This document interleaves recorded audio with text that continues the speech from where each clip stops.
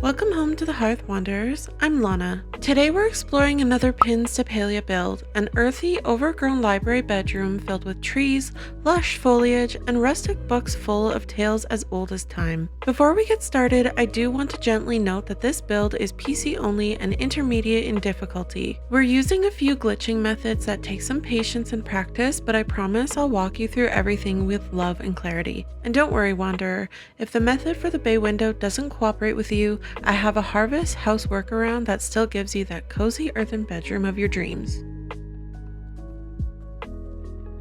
For today's tutorial, you will need wooden walls and floors, 2 pillars, one for flicking and one for the glitch setup wall, 1 large wooden block, small wooden blocks to use for a ladder, industrial wall shelves, at least 12 if I counted correctly, 2 homestead sideboards, 1 homestead floor cabinet, at least 6 red presents, 2 leafy logs, and of course all the cozy clutter and decor. We'll be using an Alchemy cottage with the back wall removed. On the open right corner, we'll be placing a bay window using the cutting tool method from bug builds. Using this method requires a bit of space as you'll be using a harvest house and large rooms to execute this glitch, so you'll have to play around with this glitch to get your window where you want it, and then move the Alchemy cottage as close as you can to the window so that they look merged. I won't be going over these methods in this video, so please refer to that cutting tool method video from Bug Builds to achieve this tutorial. Once your bay window and cottage are in place and aligned, let's lay out the bed area. Place a homestead sideboard in the right corner using the bowl method. Place another sideboard on top of it, also using the bowl method for precision. Next to them, place a homestead floor cabinet, also using the bowl method to get everything tucked in close. Next, add 2 rows of industrial wall shelves. Start on the left and work your way to the right, and get all your shelves placed where you want them before we merge them together.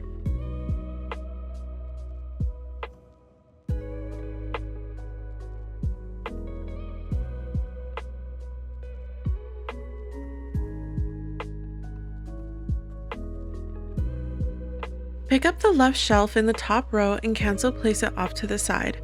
Pick up the top middle shelf and slide it left until the bracket would meet the first, using the bottom shelf as your visual guide. Repeat on the bottom row, and then reload and come back. Pick up the top middle shelf and cancel place it off to the side. Then move the top right shelf left until the brackets align, using the bottom row as your visual guide.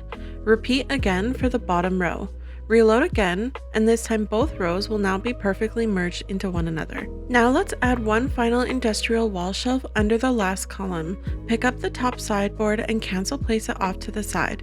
Then add in the industrial wall shelf underneath the far right column. Reload and come back. The bed and shelf structure is now complete.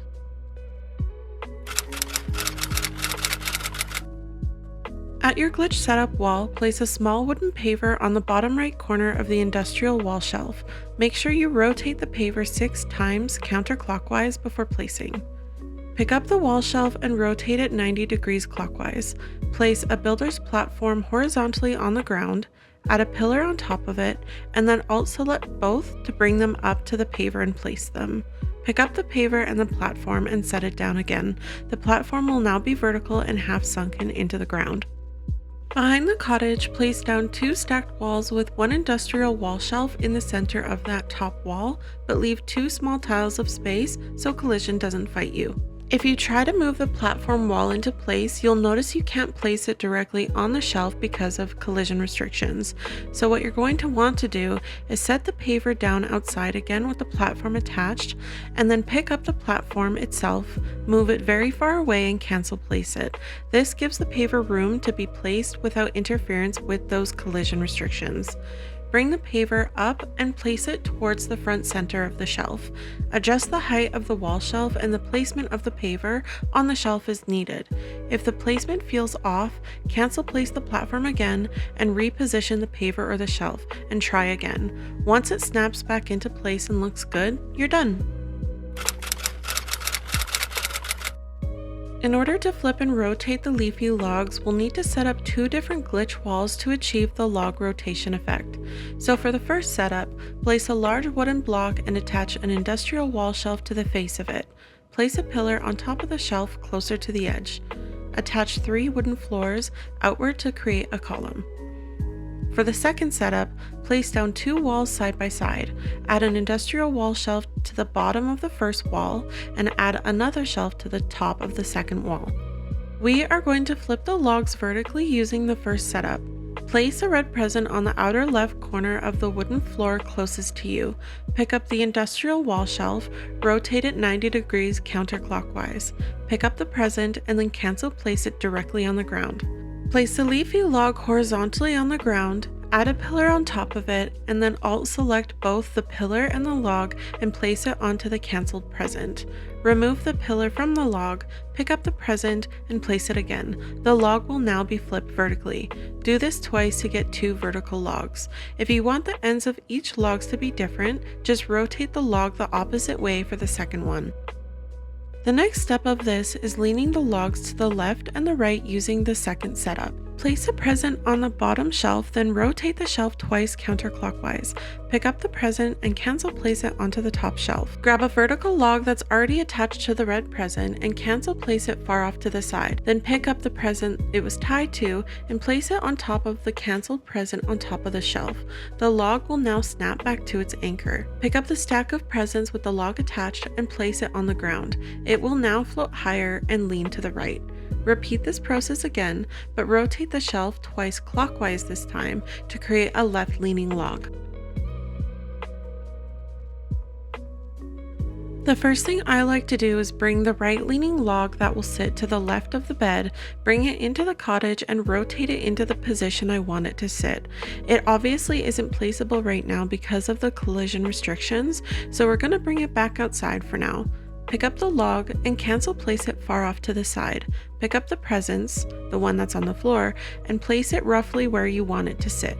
The log will snap back to the present and will now be in the cottage leaning right. Repeat this process until the placement feels right. It took me a couple of tries to get it exact.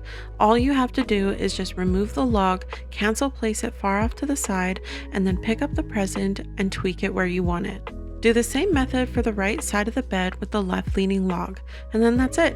Cozy forest magic achieved.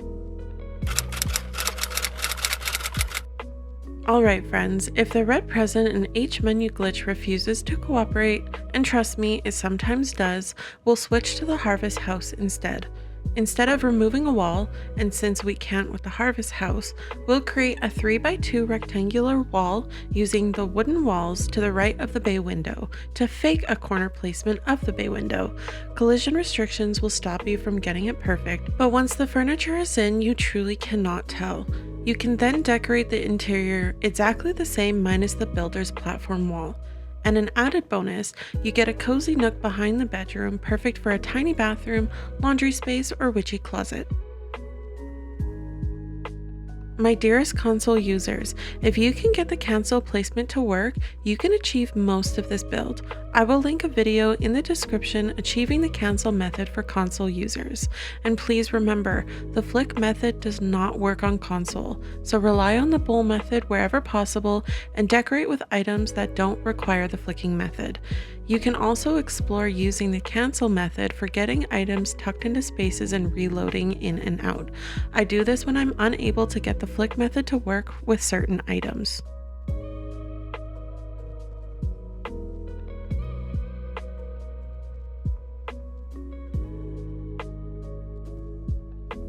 From here, I'm going to go quiet while we layer in the details, the greenery, the books, the clutter, and all the little touches that make this room feel truly alive, warm, magical, and deeply loved.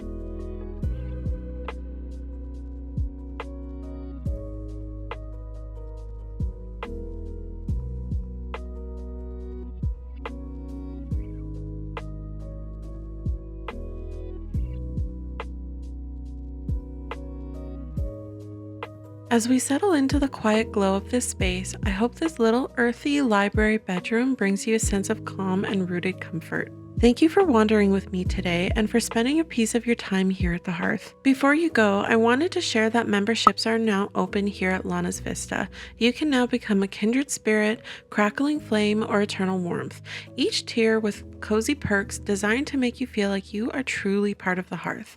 From exclusive emotes and badges to early access videos, member-only live streams, and even plot tours and co-creation sessions, there's a cozy seat waiting here for you. Your support keeps the lanterns glowing and the creative fires burning bright.